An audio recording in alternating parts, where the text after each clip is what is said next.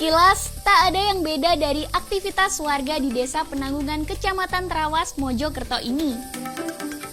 Bertani dan berkebun. Profesi inilah yang ditekuni mayoritas warga desa di kampung ini. Tapi, semua berubah sejak tahun 2007.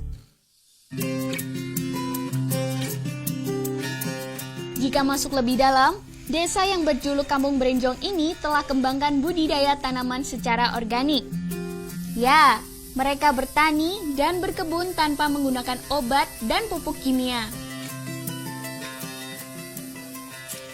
Salah satunya adalah Hartini.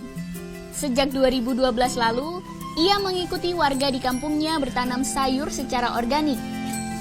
Selain bayam, di greenhouse miliknya juga ditanam sawi, terong, dan beragam sayuran lainnya.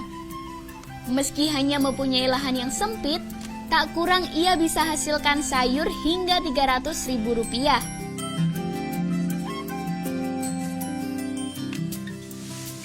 Tak sekedar panen, proses pasca panen juga ia perhatikan secara seksama. Saya dikasih greenhouse kecil, terus 1 bulan kemudian panen itu tidak sekedar panen, tapi harus cara membersihkannya seperti kita merawat anak kecil, bayi itu ya. Soalnya kalau patah nggak bisa masuk ke supermarket.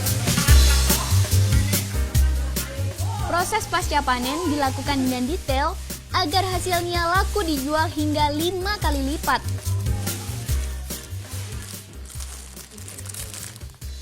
Setelah proses panen dilakukan oleh ibu-ibu dari komunitas sayur organik Brenjong Desa Penanggungan, proses yang terakhir yakni pengemasan atau packing. Tiap satu kemasan ini rata-rata beratnya sekitar 200 gram dengan harga rata-rata mencapai Rp5.000. Kemudian sayur-sayur kemasan ini dikirim ke Surabaya untuk dijual di supermarket. Tentu saja dengan adanya komunitas sayur organik ini bisa membantu perekonomian ibu-ibu yang ada di Desa Penanggungan ini. Metode organik diterapkan di kampung ini sejak tahun 2007. Awalnya hanya 1 orang, lalu menyebar ke seluruh penjuru kampung. Tak kurang ada 100 warga yang tergabung dalam kelompok Brenjong ini. Selain produksi, komunitas ini juga salurkan hasil panen ke sejumlah supermarket di Surabaya. Sebagai solusi kita mencoba untuk menanam sendiri. Pada awalnya kita coba memanfaatkan pekarangan halaman rumah itu untuk menanam sayur-sayuran. Dari situ ternyata berhasil dan itu bisa memenuhi kebutuhan rumah tangga kita.